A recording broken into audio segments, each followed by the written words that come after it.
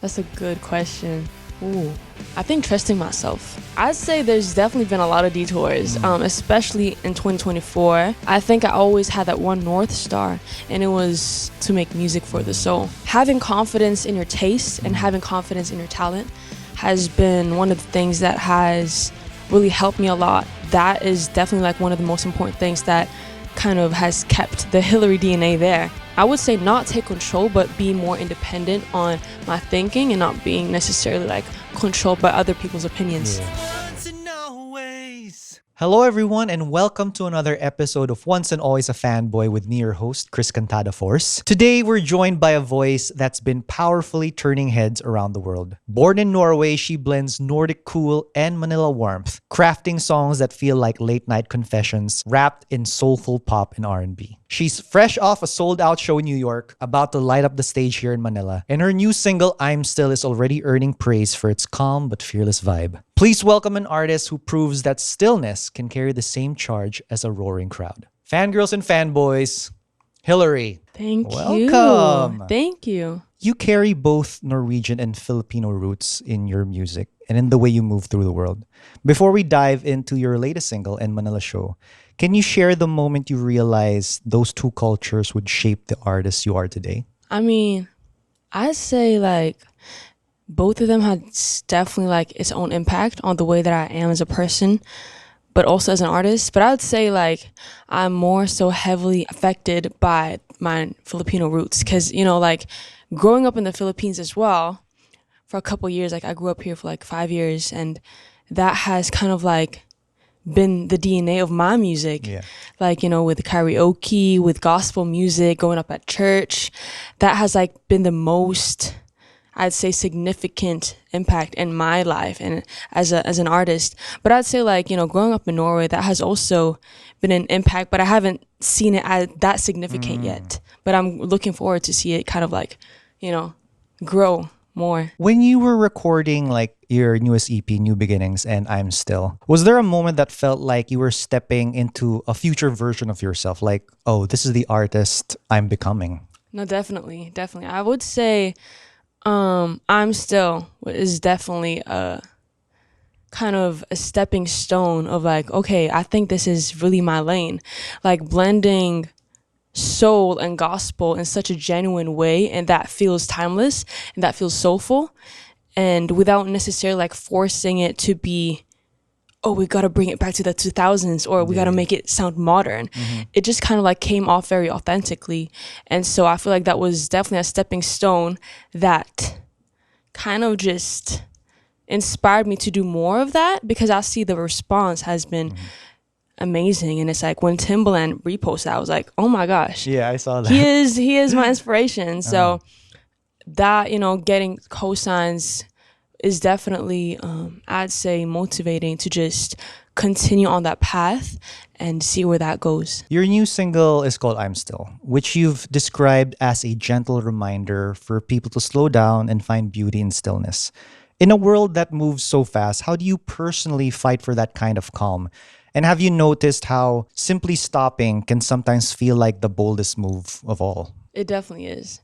Like just being still and finding that time to be still is definitely a bold move and such a needed move in my everyday life. Like especially now when social media, everything is popping here and there. You know, we live in a time where endless information just is coming our way, and it's like, it's kind of like now an intentional choice that you need to make every day to actually just stop, you know, because everything's being offered at like to us all at once. And I'm so grateful that my mom kind of she actually encouraged me to do that ever since I was so young. Like when I was around 8 years old, she gave me a journaling book, and she was like, before you do anything else in the morning, go say hi to yourself. Go say hi to God, and just journal out your thoughts, journal out how you feel, how you think, you know, just navigate the world around you through this journal. And so every time I woke up, that was the first thing that I did, was prayer and journaling. And at that moment when I was young, I didn't have complicated and overwhelming feelings like I have now because I'm more mature. Yeah. But I'm so thankful that she gave me that resource, that tool, ever since I was young, because that became my foundation now as an adult, as a young adult. Yeah. And that has changed a lot for me. That has really that's my core as an artist, but also as a person. So do you still journal? Oh yeah, No? I do. I mean, in hectic times, it comes in seasons, Yeah, yeah. you know. So like for example, like when I'm on tour, now that I'm on tour, it's not every day that I get to journal, but I make sure that, like for example, today I did journal. So it's kind of like just having that intentional choice and actually prioritize it when you can. Yeah. I like to imagine your music career as one continuous road trip, so to speak. Where does I'm Still fall on that map? Is it like a scenic route, a big city stop, or the stretch where you hit cruise control? And what kind of steep hill or unexpected detour did you have to overcome to reach where you are now? I say I'm Still is definitely like a scenic route. It's Yeah. kind of like just it's kind of like a reminder to just enjoy where you are at. And for me, like answering to the latter question, I'd say there's definitely been a lot of detours, especially in 2024. I didn't release as much music Yeah. like last year because I was really trying to navigate myself, who am I outside of music. And so we had to kind of like navigate through major choices Yes.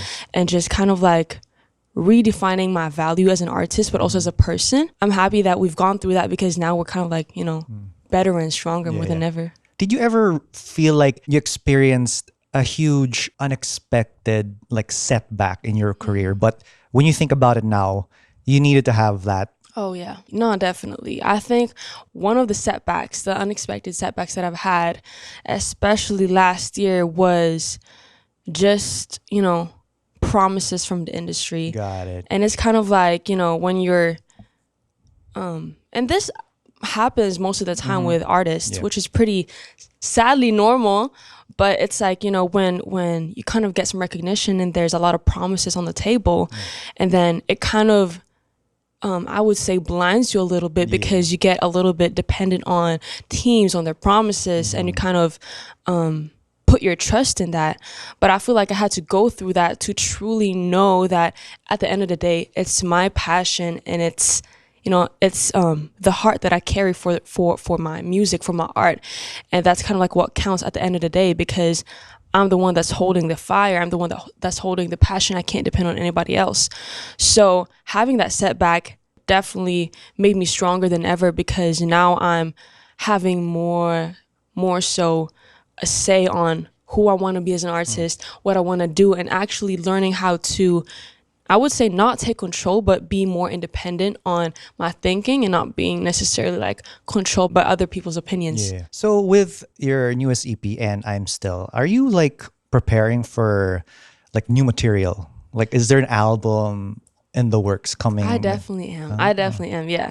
So now that I'm on tour, I'm still balancing it with creating new music, which is sometimes a little bit, a struggle. But once I have the time, when I'm back in Norway or back in LA, I do make my, the new music. So that's what I'm working for, like, just the upcoming material, new songs. And so we're hopefully working towards an album next year. Very cool. So what picture is starting to form for you when it comes to this starting period? I'd say the keyword that I've had recently is purity. It's so funny because now that I've kind of like seen the feedback and just the response from the people that I've heard my recent music, one of the things or two of the things that kind of that stick out to me is that they say that my sound is timeless and it's pure. And I'm like, what does purity feel to you? And so I feel like I have that in me. And so I'm just like trying to milk that and nourish that a bit more to truly like understand what that means, because people know how that feels. But for me now, I just gotta, get back into the studio and actually like sit down and think, what does that purity mean, and how does that feel? So when you walk into the studio with heavy hitting collaborators, how do you protect that HILLARI fingerprint, so to speak, so that music still feels unmistakably yours? That's a good question. Because you want to grow as well. Definitely. And I feel like collaboration is one of the best ways of knowing what you're capable of. It is. Having confidence in your taste and having confidence in your talent has been one of the things that has really helped me a lot. Because as I mentioned earlier, like last year, I was very focused on other people's opinions because I was like, okay, you guys know best. You guys know, I kind of had that perspective in my art as well. But this year and recently, I've just been learning how to kind of get back into my own power and actually know and remind myself that the reason why we've come this far is because of me trusting my taste, me trusting my talent, and by God's grace, But I feel like that is definitely like one of the most important things that kind of has kept the HILLARI DNA there, But of course, sometimes it's kind of like a give and take. Sometimes you also got to trust the collaborator. Sure. And so it's kind of like a trading thing. Yeah. So some artists thrive on happy accidents. Others map out every little detail. Where do you land on that spectrum when you create your music? Yeah, I think I'm on both. I think I'm on both, to be honest, because I noticed that I'm very much like a planner. I'm a planner, but I'm also kind of like a go with the flow type person. So I think it comes down to what situation that is. But I would say I'm Both. Best of both worlds. So you're about to take the stage here in Manila tonight, but you've just come off another huge milestone, a sold-out New York show, right? When the lights came up and the crowd finally quieted, what was the first thought that crossed your mind? And was there a moment on stage when you actually felt the whole room's heartbeat sync with yours? My first thought was just hard work pays off. Because I'm telling you, like that New York show, we set that up all independently. And mind you, we're like 5 people in our team. And setting up a whole New York show in another territory that we've never kind of like been working around. It's a whole new market and territory for us. So being there and making sure that it was sold out, 700 capacity venue. It was a lot of hard work and hard effort that was put in. And once me and my photographer went to the room, we were just like trying to catch our breath. We were just like, damn, dang, hard work pays off. And this is kind of like the scenes that people usually don't see after shows, Sometimes, of course, it's celebratory, but sometimes it's also just like you trying to catch your breath, just like, okay, now we can actually breathe, And so that was my first thought. That was my first reaction. After the New York show, I was just very relieved that it was done. But I was very, very thankful as well. Yeah, so there was, funnily enough, there was some technical issues that was going on mid-set. But I was so thankful that the crowd was with me. I was just like joking around with them. And I was telling them that technical issues, it's a real life thing. Like that happens. And so when that happened and I was talking with the crowd and they was just supporting me and just like giving me love and being patient with, them sorting out the technical issues, that was the moment when I kind of like felt the audience heartbeat, because they were just like, I could sense that they were there not for perfection, but they were there just for love. They were just there for the music, for the vibes, And so for me, just realizing that made me so like easy and just like, wow, I was just super thankful. So that technical glitch actually made you more calm in a way. It did, because it made me, less autopilot. It kind of just like, oh, we're here, guys. So it really actually kind of like kept me grounded, just like, you're here, Yeah, that was beautiful. What's the very last thing you do before walking on stage? Something that instantly flips you from everyday HILLARI into performer mode. I actually got 2 pre-rituals, and it's super important. So the first thing, aside from like, vocalizing, warming up my voice, that's another thing. But a whole other thing is, of course, I pray with my team, with my band. That's super important for me, just to keep myself grounded and just to kind of like remind myself the truths. And second of all, this is so weird, but I'm like, I force myself to like gag out. Oh. Yeah, I'm just like trying to like gag out, because that's like a way of me just like, okay, just take it all out now, because you can't do that on stage. Okay. You know what I mean? Just like taking all out the bad energy, just like doing it behind the scenes before I get on stage. So that's like my 2 pre-rituals that I do. But after I've done those two pre-rituals, I'm like, instantly, I'm like, okay, now it's Hillary the artist, not Hillary the person. Yeah. Very nice. Is there a song in tonight's set that feels like the emotional center of the show for you? And why that one? I say Desperate Soul. Desperate Soul and Loyal, because Desperate Soul was that's my debut song that I, first released ever. And one of the markets that really latched onto that song was the Philippines. Very nice. And so oftentimes when I sing that, like last year, like when I was back here in 2023, when I did an intimate acoustic set, that was that time when I saw people were crying and singing, while I was singing that song. And so seeing them, how much it touched me as well. So I'm excited for tonight. So since this show is called Once and Always a Fanboy, what are you currently fangirling over at the moment? Like, that's not music. Like, are you binge watching something? Are you reading anything? Oh my gosh, I'm binge watching Rebel Royals. Have you heard about that? So it's a new show on Netflix. Okay. And it's actually a reality, I won't say it's a reality TV show because it's just a documentary. Okay. It's giving an insight of Norway's situation right now, where the princess has been married to a shaman in Hollywood. And it's like two opposite worlds just coming in one. So it's super, super exciting. So that's what I've been fangirling about. I'm like, this is crazy. I've been on tour right now, so I haven't had the time to do a lot of stuff. But when I'm back home, when I'm back in Norway, I usually paddle with my friends or go out on a hike. I like to do more active stuff because I've kind of noticed the more that I grow, as much as I'm a calm person, I'm also a pretty active person that has a lot of energy, and I need to release it. So either I go for walks out on the forest in Norway because the nature there is very beautiful, or I just go out with my friends and paddle. When you think about why you do your music, which resonates with you more? Is it the calm of creating and recording your songs, or the sweaty adrenaline of the crowd when you perform? Or does that change as you go through different chapters of your life? I think that changes as I grow more. But ever since I started out, when I was 17 years old, before I even released any music, but I was working behind the scenes, I think I always had that one North Star, and it's for the soul, to make music for the soul. And so for me, just having that North Star at the back of my mind every time I do shows, go to the sessions or interviews, that's always been my North Star, to just make music for the soul. And what I mean by that is just to remind myself and remind hopefully other people that music is such a powerful thing. It has the power to heal, to move people, to touch souls. And so just kind of going back to that truth that let's use music for the better. Looking back to those early years though, what was the hardest thing you had to figure out? Something that once felt intimidating but now feels second nature. And what helped you push past that learning curve? I think trusting myself. I think that has taken time. But I was first 17 when I came into the industry, but it was not until when I was 18 when I first ever released my first song.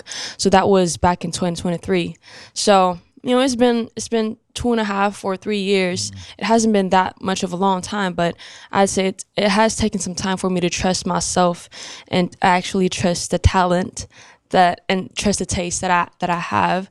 It has taken time because me as a young person, we have a tendency to, I'd say, trust and respect the opinions of those who are elder than you.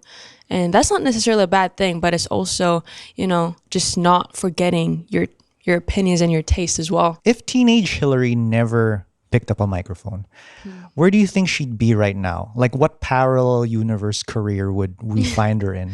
I'd say she'd be the typical Asian Filipino woman, going to college, applying for college. I say I'll be within the business industry.